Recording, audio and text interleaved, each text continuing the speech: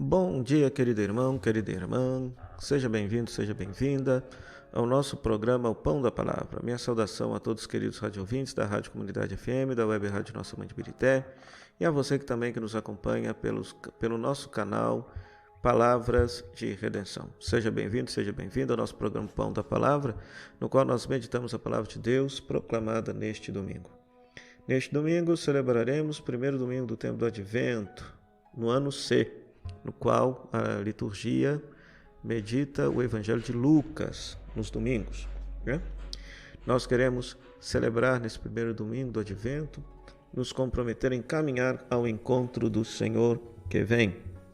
Nós temos como palavra de Deus nesse dia, Jeremias capítulo 33, versículo 14 a 16, o Salmo responsorial, o Salmo 25.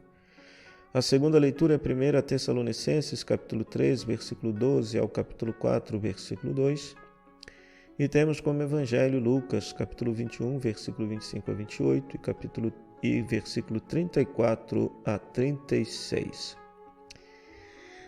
Querido irmão, querida irmã, eu sempre, sobretudo para aqueles que nos acompanham pelo nosso canal Palavras de Redenção, quer seja no YouTube, quer seja no Instagram, quer seja no Spotify, convido você a pausar este áudio nesse momento para que você possa ler essas passagens bíblicas, porque mais importante do que escutar a explicação do Frei é você ter contato com a Palavra de Deus, né? Nada substitui o próprio contato com a Palavra de Deus. Então que você leia esses textos e depois escute a nossa reflexão, a nossa meditação.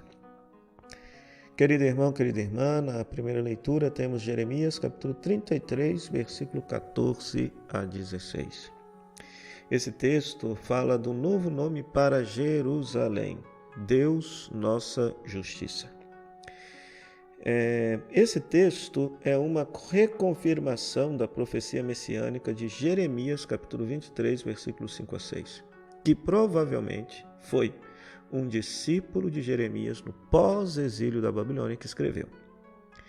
Focaliza Jerusalém, Judá, a cidade restaurada por ordem dos reis da Pérsia. Então basta recordar um pouquinho da história que após o domínio da Babilônia sobre Israel e o exílio na Babilônia, os persas mandaram de volta os judeus para a terra prometida e ordenaram a reconstrução da cidade de Jerusalém, do templo.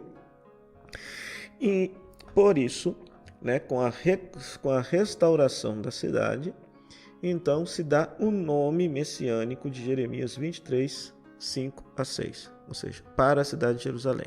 O Senhor é nossa justiça. É a identificação da comunidade com o Messias, o rebento justo de Davi. Direito, justiça e segurança, né? Ou seja, se entende a cidade de Jerusalém agora como uma espécie de num contexto messiânico, né? Pois esta promessa de justiça na terra, de paz, a promessa desses bens futuros, tudo isso viria na crença do povo de Israel quando chegasse o Messias, né? Não é à toa que, por exemplo, o segundo profeta Isaías, os capítulos 40 a 55, chamam a Ciro, rei da Pérsia, aquele que devolveu o povo judeu para a terra prometida, de Messias. Chamam-no de Cristo, né? Por quê? Porque ele cumpriu justamente a expectativa do povo de devolver o povo para a terra prometida a fim de viver na terra prometida por Deus, né? Então, eis a primeira leitura, né? Ou seja, a reconstrução da cidade de Jerusalém, uma cidade na qual brota a justiça. Então nós esperamos que um dia a justiça de Deus possa plenamente habitar a nossa vida, habitar a nossa sociedade, habitar a nossa cidade, estado, país, o mundo todo, né? Quando isso acontecer, o reinado de Deus será abundante. O Evangelho é Lucas, capítulo 21, versículo 25 a 28, versículo 34 a 36. Esse texto fala da vinda do Filho do Homem, né?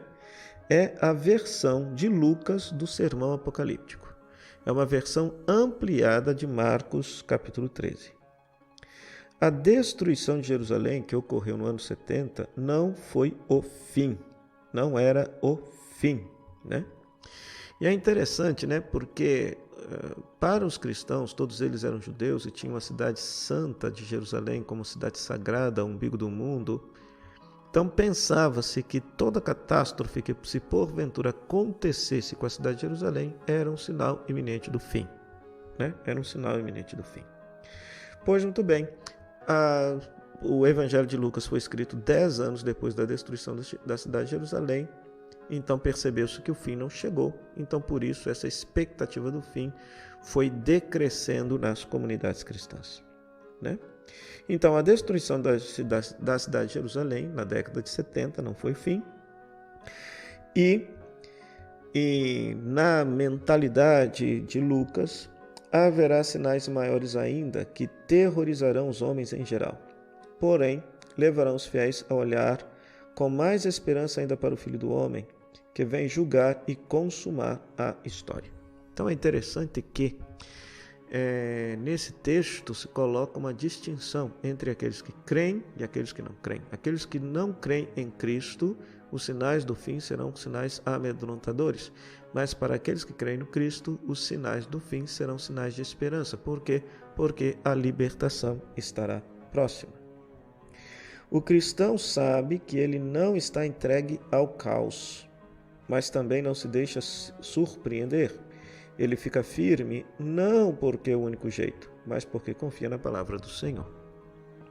Então é interessante, inclusive, que um detalhe que aparece somente aqui no contexto do Evangelho de Lucas é justamente que para permanecer fiéis, para o fim, é necessário ficar atento e orar a todo momento.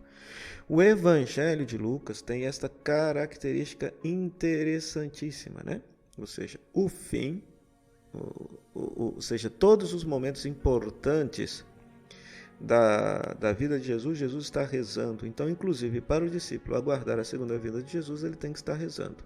Orar a todo momento para ter força para escapar a tudo aquilo que pode nos afastar de Deus. O versículo 34 chama atenção para as coisas mundanas. Tomar cuidado para que os corações não fiquem insensíveis por causa da gula, embriaguez e preocupações da vida. Ou seja, as coisas do mundo muitas vezes nos tiram o foco daquilo que é essencial na nossa vida, saber que Deus está vindo ao nosso encontro, ou que nós estamos indo ao encontro definitivo de Deus. Então, pessoas que têm preocupações mundanas, que perderam o senso de transcendência, correm o sério risco de estarem despreparadas quando chegar o Filho do Homem, ou quando chegar o momento de sua morte. Já na segunda leitura, nós temos 1 Tessalonicenses, capítulo 3, versículo 12, ao capítulo 4, versículo 2. Esse texto fala de crescer sempre pela abundante caridade de Deus. A fé em Cristo mostra sua força na caridade dos cristãos, entre todos e para todos. O cristão vive na esperança do reencontro com Cristo. Então nós sabemos, a nossa vida tem um sentido. A nossa vida tem um sentido. A nossa vida existe para encontrar-se com Cristo. Então no fim de nossa vida, não nos espera o nada, não nos espera o caos, mas sim nos espera Cristo. Estamos indo ao encontro de Cristo. Então por isso os dias de vida do cristão valem muito. Mas sabe também que tudo ainda pode ser aperfeiçoado, pois estamos crescendo gradativamente na nossa caridade. Paulo utiliza uma imagem nas suas cartas, diz que todos nós estamos crescendo até chegar à estatura de Cristo. E esperamos nós que ao fim de nossa vida tenhamos chegado pelo menos a ser um pouquinho parecido com o nosso Senhor Jesus Cristo. Então, por isso, nós sabemos que a cada momento da nossa vida nós precisamos nos aperfeiçoar. E precisamos procurar crescer, sempre acatando as possibilidades que cada dia nos oferece.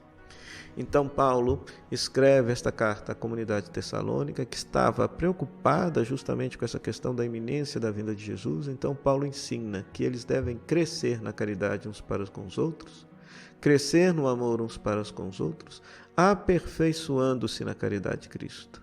Esta é a melhor maneira de aguardarmos a segunda vinda de Jesus.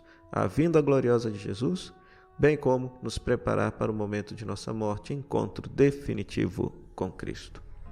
Então, o tempo do Advento que liturgicamente nos prepara para celebrar o mistério do Natal do Senhor, o mistério da encarnação. Por outro lado, neste início de advento, nos recorda que a nossa vida é advento, porque estamos a caminho do encontro definitivo com Cristo, que nos vem e que sua vinda pode ser a qualquer momento. O que não podemos de forma alguma é ficar colocando datas para a vinda de Jesus. Isto é um erro teológico, é um erro pastoral. Pode ser a qualquer momento. Por isso, precisamos estar vigilantes, não deixando para amanhã o bem e a caridade que devemos viver e praticar a cada dia.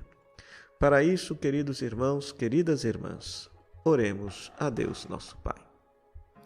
Ó Deus Todo-Poderoso, concedei a vossos fiéis o ardente desejo de possuir o reino do céu, para que, acorrendo com nossas boas obras ao encontro do Cristo que vem, sejamos reunidos à sua direita na comunidade dos justos.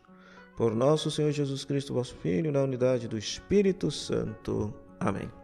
O Senhor esteja convosco, Ele está no meio de nós, que a bênção de Deus Todo-Poderoso, Ele que é Pai, Filho e Espírito Santo, desça sobre vós e permaneça para sempre. Amém. Meu muito obrigado à Rádio Comunidade FM, à Web Rádio Nossa Mãe de Pirité, que nos cedem esse espaço para que a gente possa pregar a palavra de Deus. A você, querido rádio ouvinte internauta, que nos acompanha pelo nosso canal, tanto no YouTube, quanto no Facebook, quanto no Instagram, quanto no Spotify, Palavras de Redenção. Até a próxima semana, se Deus quiser. Tchau, tchau.